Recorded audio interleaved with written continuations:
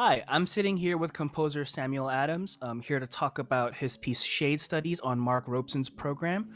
And I'm so excited to be here talking to Sam. I'm Sam Adams, and I'm a composer, erstwhile bass player and pianist, uh, and occasional sound designer.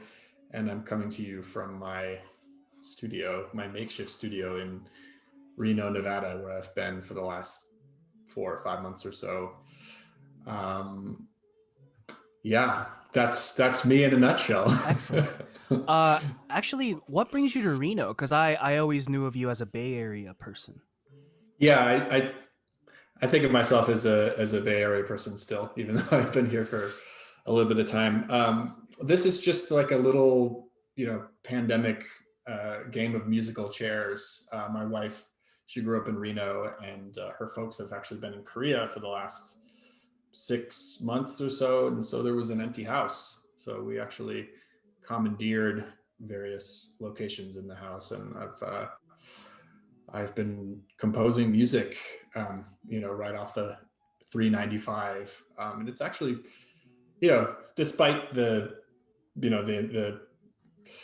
kind of uprooting, and having to kind of restart in a new location during this time, it's actually been kind of inspiring being out here in the desert. And I'm talking to a desert audience, so you all know, but yeah, no, I've actually really enjoyed being out here in Nevada.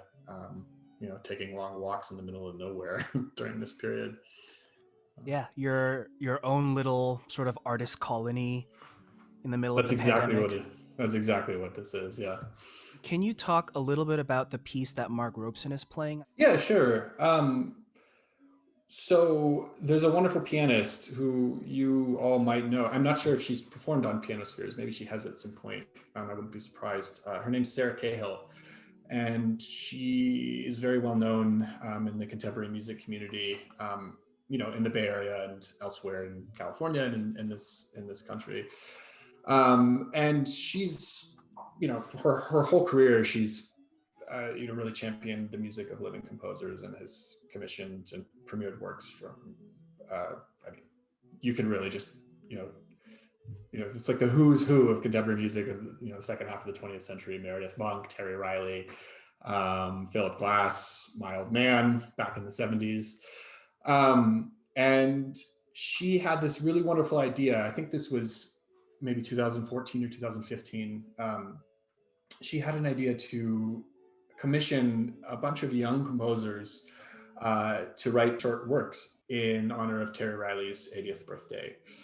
And the reason that she specifically reached out to young composers is because she felt that Terry, despite the fact that he was entering the kind of August years of his life, that he's always kind of had this, appeal to younger generations of Mhm. artists, and also non-artists as well. I think it was a very specific instance. I think she was at the Berkeley Art Museum and she went to a Terry Riley concert, when he was in his 70s, and there were, like 150 people in their 20s, like lying on the ground and enjoying the music. And so she felt that there was something about his spirit and his kind of sunny outlook on life that has always been appealing to the younger generation. So I was fortunate to be one of the composers that she reached out to. And the piece, I'm sure you as a composer, you've experienced this, and I'm sure a lot of other composers have, been in a similar situation, being asked to write a piece in honor of someone. The first question is, well, how direct do I want to how directly do I want to acknowledge their music literally? How much do I want to acknowledge them through their immediate influence? Or shall I write something just completely different?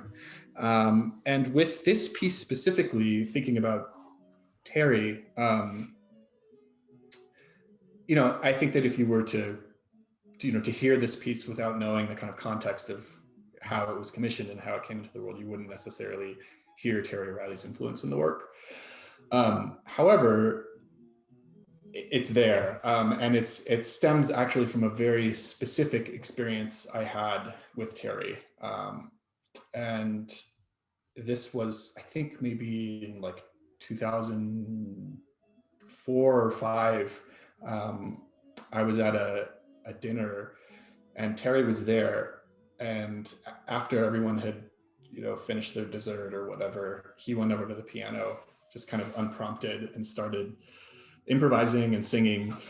And um, I crawled underneath the resonating body of the piano, and like, having just consumed, however many beers and like pieces of cake or whatever, kind of like went in and out of sleep, you know, and it was a kind of an incredible experience to like hear Terry Riley improvising like 3 feet above my head. Yeah, I don't know how many of us can say that we've had that experience. No, I realize this is a very kind of unique and niche experience that I had. But it was, it was a kind of mesmerizing uh, experience, and I think it was at that precise moment that I realized that the piano um, has so many layers of resonance that you don't necessarily hear. When you're in a concert hall, a typical concert hall, 50, 100 feet away from the instrument. That there's, if I'm allowed to speak a little bit technically about the way that the resonance systems work in the piano, but so much notated music for the instrument is for the equal tempered scale. However, the lower resonating strings of the piano, especially if it's a good instrument, have so many higher overtones that kind of function in different, different. Well, I don't want to say tunings, but the intervals work in a more kind of natural way. And so in the instrument, built, like, baked into the actual physicality of the instrument, you have fundamentally two different tuning systems that kind of collide and resonate and buzz and beat. And you can only really hear this if you're like inside the piano, or if you have a really super close mic recording. Right. Like if you hit a low C on the piano, like there's going to be a high E, like fifth Mhm. harmonic partial that is out of Yeah. tune with the piano strings that are tuned to that Mhm. same high E. So yeah, you Right. do get that sort of clash if you're listening super, super carefully. Exactly. Yeah. So it would be like that sounds like a, whatever, 10th plus an octave. However, if you were to stick your head in the piano and really listen to the E, which is an overtone of the low C clashing with the E, exactly like you said, you would hear all kinds of wondrous rippling overtones. And this is kind of the idea of the piece. The question was, how do I sonify this? How do I make this clear so that you can hear exactly this in a more conventional context? And so the pianist is instructed to play with a little tiny speaker that's about the size of a tennis ball, which is placed inside the resonating body of the piano, which emits sine tone resonances, just very pure, simple digital resonances, which to my ears sound like the natural decay of the piano. And there's this, it's an 8-minute exploration of how these kind of resonances play off one another. It's very slow and it's very patient, but I really like this. I think this is one of my favorite pieces. It's for some reason, pieces of mine, I should say. I don't know. It somehow was really hard to write. It sounds very simple, and I think in certain contexts it can almost sound improvised. But it took me a ton of time to get this right. Composing music for me is much more difficult when you're dealing with kind of super slow, glacially paced material. So it was a hard piece to write, but I think it's one of the pieces of mine that I actually will listen to on occasion. Yeah. Yeah, it was Sarah Cahill. She asked me for the piece. There's a kind of new music aficionado in the Bay Area named Russ Irwin, who I think helped fund this project. Gotcha. But it was Sarah's idea, and she worked with a very small uh, record label called Irritable Hedgehog. Oh, I know Great that name. label. Yeah. Yeah, based out of Kansas City, Missouri, and they recorded the entire set of commissions alongside what I believe is every work that Terry wrote for either one or two pianos. So it's a kind of crazy 2-disc compendium of Terry and everyone who loves Terry. Mm-hmm. A question I had about your piece. So it's called Shade Studies, and Mm-hmm. there is uh, the idea of a study or an etude in piano literature, which is often something virtuosic, that's something that explores a specific technique on the piano. I mean, it's not exclusive to the piano, but the idea of studies in classical music can be that way. Did you write this piece sort of along those lines, or is this a study in a different sense? Yeah, it's a great question. I mean, yeah, when I think about studies, particularly thinking about like the piano rep, um, Ligeti, and going back all the way to Chopin, etc. Yeah, it's very clear that uh, that there is one kind of technical component that is often explored in a study, but for me, there's usually something else, that like the technical focus of whatever the piece might be, serves a kind of greater musical purpose. If the piece is good, I'm sure that there are plenty of studies that have, like Czerny and Hannon or whatever are studies, but we don't want to listen to those because the music doesn't transcend what they're trying to do technically. No disrespect to Czerny and Hannon. Well, actually, I don't think I could say anything worse about them.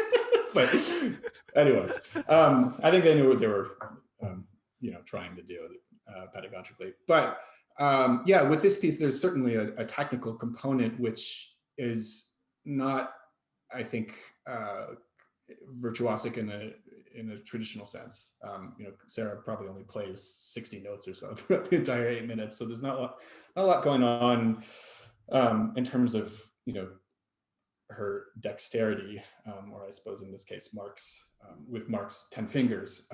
However, there is I think a kind of listening component that is really important in this piece, which is to say that the way the electronics function is that they're fixed, that they're samples that have a kind of fixed predetermined duration.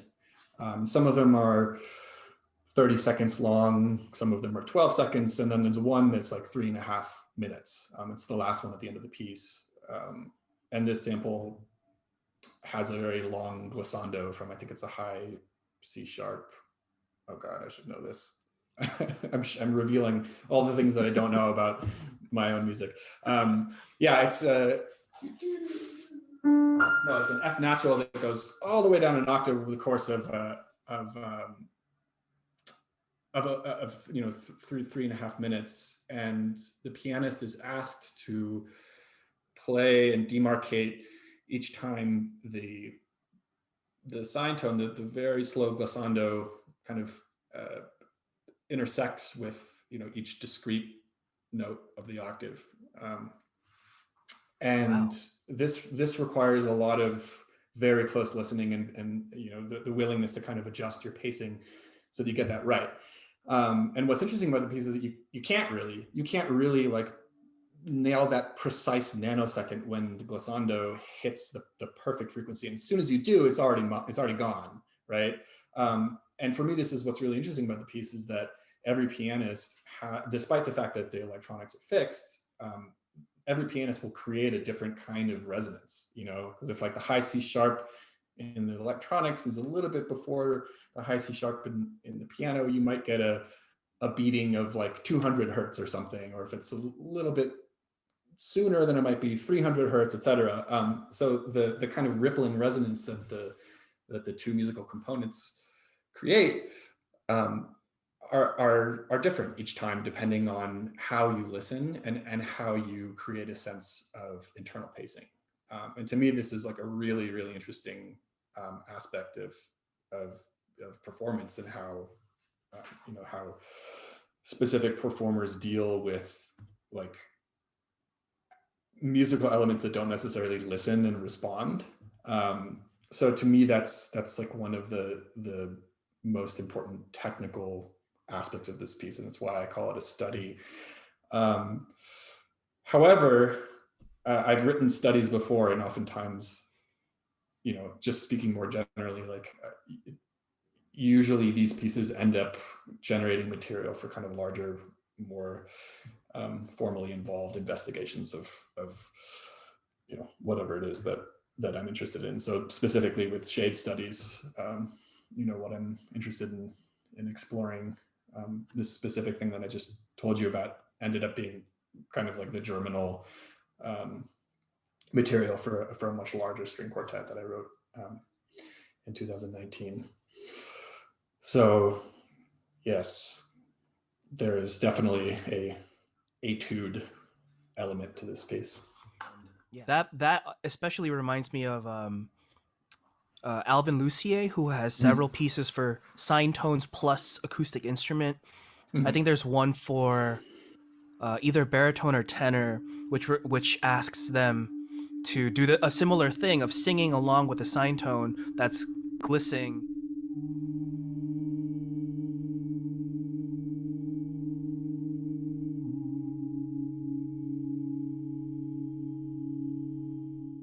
I mean, Alvin Lucier, I mean, he's my guy when it comes to involving electronics. Like, yeah, I mean, you're absolutely right. There are a number of pieces that just have, like a long sustain, an acoustic sustain, and then a very, very slow gliss. Usually not the length of, or the width of what is in shade studies. Usually it'll be like, a minor second over the course of 10 minutes or something.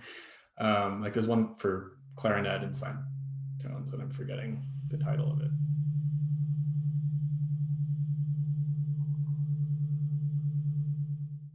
But yeah, no, I mean, to me, there has to be some kind of meaningful acoustic interaction that creates complexity with simplicity, in involving electronics. And I think Alvin Lucier just does it so brilliantly. Like, I find when dealing with electronics, there's so much is at your disposal, and it can be kind of overwhelming sometimes listening to pieces where there's just so much going on.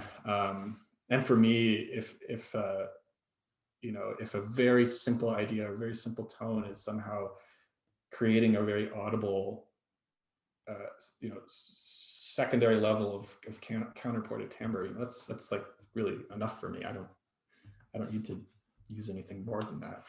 So I most certainly, without a doubt, look to Alvin Lucier for basically everything in this realm. He seems to have all the answers. It's funny because this piece, despite the fact that there's this fixed component, that there are these sound files that don't change from performance to performance, I always find that for some reason, more so than my chamber works or even my orchestral works in certain situations, that this piece just has like a very kind of wide, interpretive set of possibilities, and it's just always interesting to hear how pianists play it. And Mark performed this piece once before. I think it was maybe 2019 at one of Laco's off-site performances. They had a series called Was it Sound Investments? No, it wasn't Sound Investment. It's It not was that. no, they did something with Wild Up, and I unfortunately wasn't able to make that concert. You can. Oh my god, I feel like I'm having all the. No, that's okay. We'll put it in right here. It'll be on screen right there. It was called Lyco Sessions. Yeah, and this was curated by Chris Roundtree. He said that Mark did a really great job, and I didn't ever get to hear a recording, so I'm definitely looking forward to hearing the piece. Yeah, and that recording will be out in about 2 weeks, April 20th, 5 p.m. on pianospheres.org/watch. Thanks, Sam, for taking this time to talk with me, and we'll see everybody at the concert. Looking forward to it. Thanks for having me, Richard. And I hope you all enjoy this piece as well as the rest of the concert.